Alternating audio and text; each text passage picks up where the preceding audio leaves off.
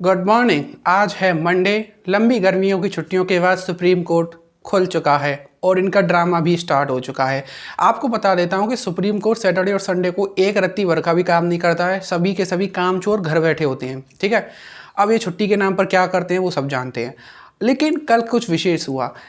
कल विशेष ये हुआ कि तीस्ता सेतलवाड़ जिसकी इंटरिम बेल को गुजरात हाईकोर्ट ने रिजेक्ट कर दिया था, सुप्रीम कोर्ट अचानक से रात को बीच में आ जाता है और इसको बेल दे देता है। अब बेल दे देता है इस तीस्ता सेतलवाड़ को, लेकिन जानते हैं ये औरत इंपॉर्टेंट क्यों है।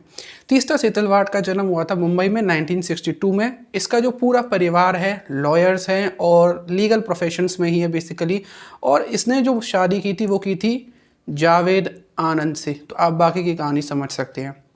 इस महिला ने 2002 के दंगों के बाद फेक एविडेंसेस प्रोड्यूस किए, फेक गवाह बनाए इसने, और पूरी तरह से एक ही कम्युनिटी को बदनाम करने की कोशिश की, ऑब्वियसली हिंदुओं को।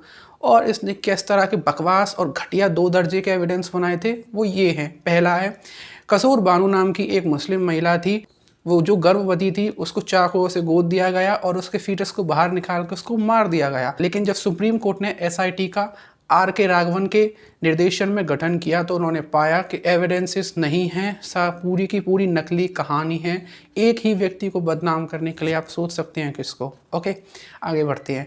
ये महिला यही नहीं रुकती है, ये आगे दूसरों का पैसा हड़पने की भी कोशिश करती है। पहले तो ये झूठ बोलती है। इस महिला ने लगभग 2.5 से 4.5 लाख रुपए लिए थे।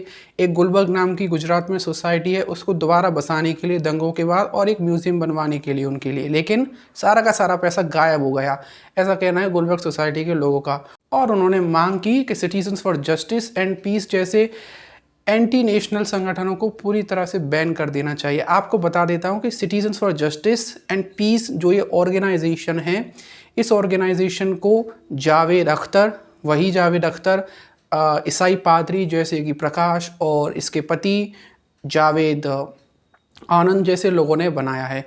ये ऑर्गेनाइजेशन और इनकी एक जो मैगज़ीन है कम्युनलिज्म कॉम्बैट, जिसमें कम्युनलिज्म कॉम्बैट के नाम पर कम्युनलिज्म ही फैलाते हैं, उसमें इन्होंने फोर्ड फाउंडेशन से लगभग $250,000 लिए हैं, जो लगभग कुछ करोड़ों में उनकी गिनती जाएगी अगर आज के हिसाब से देखें तो।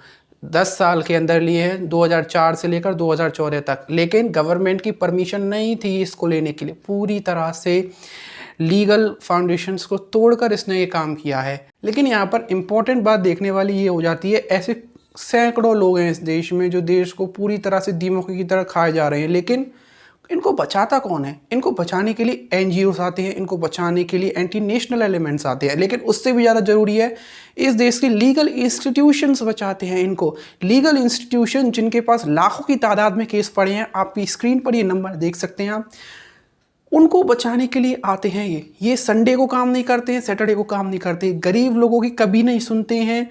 बस एलिटिज्म है इनमें। ये काले से कपड़े पहनकर चमगादड़ों की तरह इधर उधर घूमते फिरते हैं, लेकिन काम नहीं करना है। अगर करेंगे भी तो देश के विरोध में करेंगे। आप सोचिए ऐसे इंस्टीट्यूशन का क्या है जिनकी फाउंडेशन ही अंग्रेजों के नियमों पर रखी गई है। तो मिलते हैं अगले वीडियो में। अगर आपको वीडियो से कुछ भी सीखने को मिला हो या कुछ भी जानने को मिला हो तो आप चैनल को सब्सक्राइब करें एंड शेयर करें अपने दोस्तों के साथ, और कोई भी सवाल हो तो कमेंट सेक्शन में पूछना ना भूलें।